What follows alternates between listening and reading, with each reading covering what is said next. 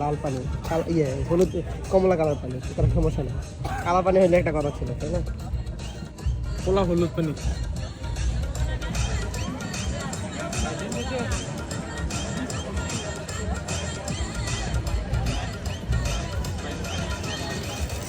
রাশিয়ার মতো জায়গায় দিন শেষে এটাতেই ভাই প্রাপ্তি, ঠিক আছে?